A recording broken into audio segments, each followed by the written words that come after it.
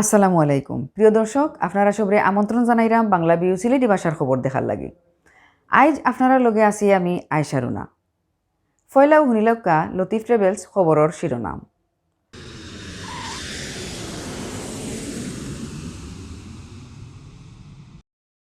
2021-22 অর্থবছর দেশের ইতিহাসের সবথেকে বড় বাজেট পেশ করা হয়েছে সংসদ। আওয়ামী লীগের সরকারের দেওয়া 22 নম্বর বাজেট একটা। অবৈধ ব্যাটারি রিক্সা সিজ করায় সিলেট সিটি কর্পোরেশন অফিসে হামলার ঘটনার মামলাত আসামি করা হয়েছে 300 জনরে। দেশে গেছে খাইল করোনা বেমারে মারা গেছেন 30 জন, নয়া বেমারি মিলছে 1600 উপরে। লাগা লাগা পয়সালোর বাদে হুঁশিয়ার হয়েছে সিলেট সিটি কর্পোরেশন, বাঙ্গিলা হইব সব রিস্কি বিল্ডিং। সিলেট বিভাগে করোনার মানুষ মরতেও আছেন, গেছে খাইলেও করোনায় জান খাটছে 2 জনের, নয়া বেমারি মিলছে আরও 74 জন। ডেনমার্ক এম্বাসি আর ভিএফএস খুলিয়া দেওয়ার দাবি লইয়া মানববন্ধন হয়েছে সিলেটও। আপনারা শুনাত আসলা শিরোনাম, অখন শুনবা ফুরা খবর। দেশের ইতিহাসের সবথেকে বড় বাজেট সংসদে পেশ করা হয়েছে। 2021-22 অর্থবছরও বাজেট পেশ করছেন অর্থমন্ত্রী আ.হ.ম. মুস্তফা কামাল এমপিএ। বৃহস্পতিবার বিয়াল 3টার সময় জাতীয় সংসদে 6,03,681 কোটি টাকার বাজেট দেওয়া হয়েছে। এর আগে জাতীয় সংসদ ভবনও প্রধানমন্ত্রী শেখ হাসিনার সভাপতিত্বে মন্ত্রিসভার বৈঠকও প্রস্তাব করা বাজেট অনুমোদন দেওয়া হয়েছে। বাদে রাষ্ট্রপতি মোহাম্মদ আব্দুল হামিদে বাজেটও সম্মতি দিয়া সাইন করছেন। বৃহস্পতিবার বিয়ালে আরম্ভ হওয়া দেশের 50 নম্বর বাজেট অধিবেশনও সভাপতিত্ব করছেন স্পিকার ডক্টর শিরিন শারমিন চৌধুরীয়ে। এই সময় উপস্থিত আসলা প্রধানমন্ত্রী শেখ হাসিনা। জীবন ও জীবিকার প্রাধান্য আগামীর বাংলাদেশ শিরোনামে প্রস্তাব করা বাজেট হইল 6,03,681 কোটি টাকার। দেশের ইতিহাসও সবথেকে বড় ঘাটতির বাজেটও একটা। করোনা পরিস্থিতির মাঝে এটা 2 নম্বর বাজেট আর অর্থমন্ত্রী মোস্তফা কামালের 3 নম্বর বাজেট। একটা দেশের 50 নম্বর আর দেশ স্বাধীনতার বাদে আওয়ামী লীগের সরকারের দেওয়া 22 নম্বর বাজেট। মন্ত্রীসকলের মাঝে বাজেট অধিবেশনও উপস্থিত আসলা মুক্তিযুদ্ধ বিষয়ের মন্ত্রী আ.ক.ম. মোজাম্মেল হক, সেতুমন্ত্রী ওবায়দুল কাদের, কৃষিমন্ত্রী ডক্টর আব্দুল রাজ্জাক, আইনমন্ত্রী আনিসুল হক, পরিকল্পনা মন্ত্রী এম এ মান্নান, পররাষ্ট্রমন্ত্রী ডক্টর এ.কে আব্দুল মোমেন, তথ্যমন্ত্রী ডক্টর হাসান মাহমুদ প্রমুখ। করোনার মাঝে খুব শক্ত করে স্বাস্থ্যর নিয়মকানুন মানিয়া বাজেট অধিবেশন হইব। সামনের 6 তারিখ থাকি প্রস্তাব করা বাজেটের উপরে এমপি হলর সাধারণ আলোচনা আরম্ভ হইব।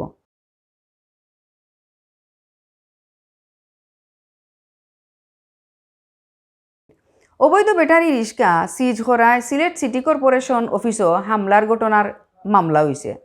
মামলাত আসামি করা হয়েছে 300 জনরে। গেছে খাইল বুধবার রাইত সিটি কর্পোরেশনের কর লাইসেন্স শাখার অফিসার মোহাম্মদ আসাদুজ্জামান বাদী হইয়া মামলা করছেন। মামলাত মেইন আসামি করা হয়েছে বাংলাদেশ সমাজতান্ত্রিক দল বাসদ ওর 3 নেতারে। গেছে খাইল বুধবার মাদানে সিলেট টাউনের শেখঘাট এলাকাত অভিযান চালাইয়া অবৈধ বাক্কা কয়েকটা রিক্সা সিজ করছেন সিটির অফিসার আর কর্মচারী হলে। রিক্সা ড্রাইভার আর লেবার হল দলা হইয়া সিটি কর্পোরেশনও হামলা করছিল। সিটির মেইন গেট বন্ধ করা হইলে বাইরে তাকি ইটানি আরম্ভ করছিল তারা। এর বাদে সিটির কর্মচারী আর রিক্সা ড্রাইভার হলর মাঝে খেসা মাইর হইছে। মাইরে কম করি হইলেও 20 জন আহত হয়েছেন। বাদে পুলিশ গিয়া পরিস্থিতি ঠান্ডা করছে। এই মামলার মূল ইন্ধনদাতা উল্লেখ করিয়া সিলেট জেলা বাসদর সমন্বয়ক আর সমাজতান্ত্রিক শ্রমিক ফ্রন্টের আহ্বায়ক আবু জাফর, শ্রমিক ফ্রন্টের যুগ্ম আহ্বায়ক প্রণবজ্যোতি পাল আর বাসদ নেতা জুবায়ের আহমদ চৌধুরী সুমনের নামে থানাত মামলা করা হয়। মামলাত নাম ছাড়া আরো প্রায় 300 জনরে আসামি করা হয়েছে। সিলেট কোতোয়ালি থানার ওসি এস.এম. আবু ফরহাদ মামলার বিষয়ে একটা নিশ্চিত করছেন। তাই আরো জানাইছেন তারা আসামি এরেস্টর চেষ্টা চালাইয়া যাইরা। বৃহস্পতিবার হাইঞ্জা পর্যন্ত কোনো আসামিরে এরেস্ট করা গেছে না। দেশও গেছে খাইল করোনা বেমারে মানুষ মরা আর বেমারি ধরা পড়া আগর দিন তাকে কম আছিল। গেছে খাইল একদিনে মারা গেছেন 30 জন। এর আগে গেছে পরশু একদিনে মারা গেছলা 34 জন। গেছে খাইল নয়া বেমারি মিলছে আরও 1600 উপরে। গেছে পরশু আসিল থোড়া কম 2000। বৃহস্পতিবার বিয়ালে স্বাস্থ্য অধিদপ্তর তাকি রুজকুল্লা খান বিজ্ঞপ্তি ফাটাইয়া দেশ করোনার আপডেট খবর জানানি হয়েছে। স্বাস্থ্য অধিদপ্তর তাকি ফাটাইল বিজ্ঞপ্তিত জানানি হয়েছে গেছে 24 ঘন্টায় দেশের সব সরকারি বেসরকারি লেব স্যাম্পুল পরীক্ষা করা হয়েছে 16,972টা। স্যাম্পুল ইগুণ পরীক্ষা করিয়া নয়া আরো বেমারি মিলছে 1,687 জন। এখন পর্যন্ত দেশ করোনা পজিটিভ মানুষ মিলছে মোট 8,05,980 জন। ইবাইদি গেছে খাইল একলগে 2000 তাকি থোড়া কম মানুষ করোনা বেমার তাকি বালা হয়েছেন। পয়লা তাকি গেছে খাইল পর্যন্ত পর্যন্ত ই বেমার থাকি দেশ বালা হয়েছেন 7,46,035 জন। গেছে খাইল মারা যাওয়া 30 জন রে লইয়া ই পর্যন্ত করোনায় জান খাড়িয়া নিছে 12,724 জনের। গেছে খাইল মারা যাওয়া 30 জনের মাঝে 21 জন বেটা আর 9 জন বেটি মানুষ।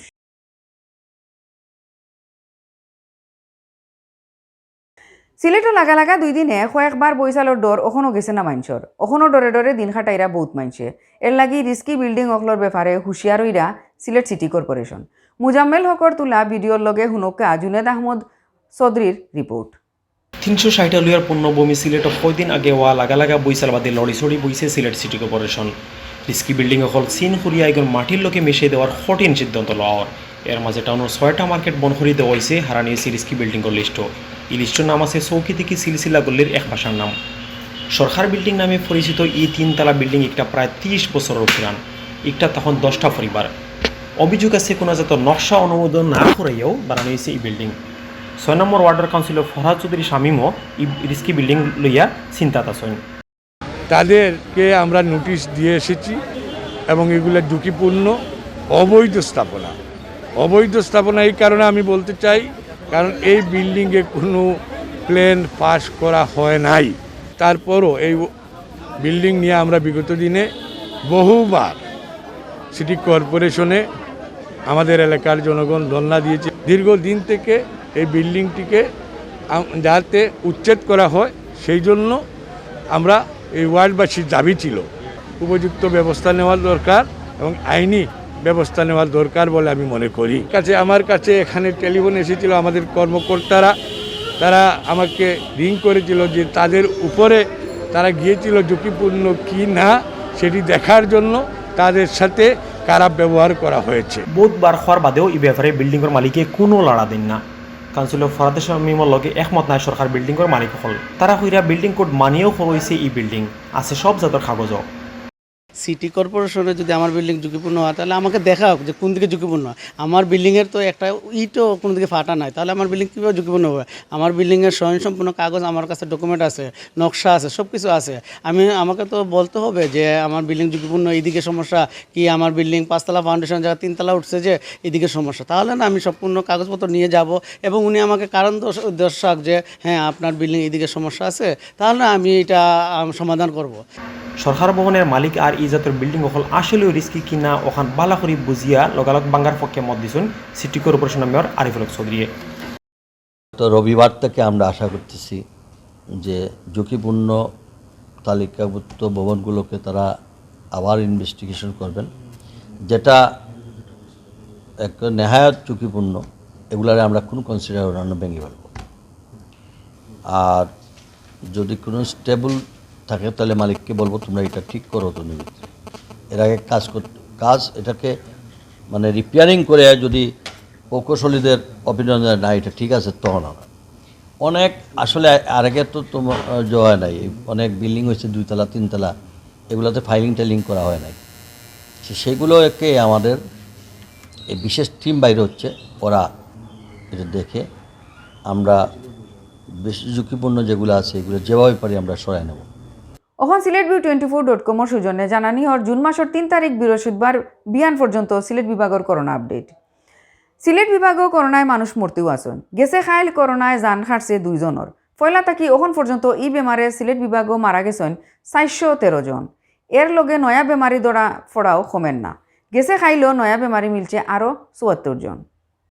বৃহস্পতিবার বিয়ান পর্যন্ত সিলেট বিভাগও করোনা পজিটিভ হইছেন হলতায় 22,891 জন। বিভাগের 4 জেলার মাঝে মুঠ পজিটিভ হওয়া মানুষের মাঝে সিলেট জেলাতেও আছেন 15,021 জন। বাদবাকি পজিটিভ হওয়া মানুষ মৌলভীবাজার, সুনামগঞ্জ আর হবিগঞ্জ জেলার। গেছে খাইল ই বেমার থাকি বালা হইছেন 71 জন। বালা হওয়া এনতানরে লইয়া এখন পর্যন্ত পুরা সিলেট বিভাগও ই বেমার থাকি বালা হইছেন 21,467 জন। সিলেট বিভাগে মারা যাওয়া 413 জনের মাঝে 4 জেলার আলগা হিসাবে সিলেট জেলার আছেন 335 জন, সুনামগঞ্জের 30 জন, হবিগঞ্জের 18 জন আর মৌলভীবাজারের 30 জন। বৃহস্পতিবার বিয়ান পর্যন্ত সিলেট বিভাগের নানান হাসপাতাল ভর্তি আসলা 239 জন করোনা বেমারি।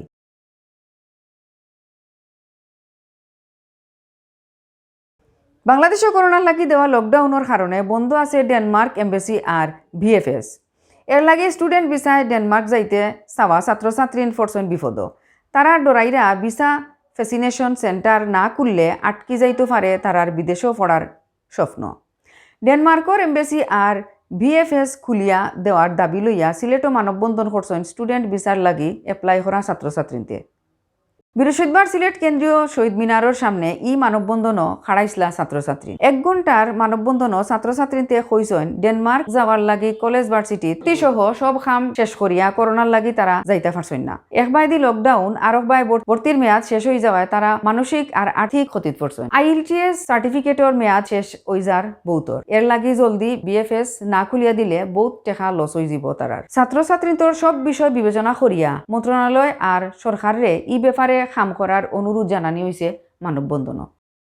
এর জন্য আমরা চরম অনিশ্চয়তায় পড়ে গিয়েছি যে আমরা ভিসা আসলে ডেনমার্কে যেতে পারবো কিনা, আর যদি আমরা ভিসা পেতে সক্ষম না হই সেক্ষেত্রে আমাদের হিউজ একটা অ্যামাউন্ট। ওরা অলরেডি অনেকেই ভ্যাকসিনেটেড, ওরা বলা যায় 80%-এর মতোই ভ্যাকসিনেটেড হয়ে গেছে, ওদের আন্ডার কন্ট্রোল আছে সব কিছু। আর যদি আমাদের ওইখানে যাওয়ার পর আইসোলেশনে থাকা লাগে ওর কোয়ারেন্টাইন মেনটেন করা লাগে সেটা আমরা অবশ্যই করবো। অতবিল দেখাত আসলা বাংলাভিউ সিলেটি ভাষার খবর। আমরা লগে থাকার লাগি ধন্যবাদ।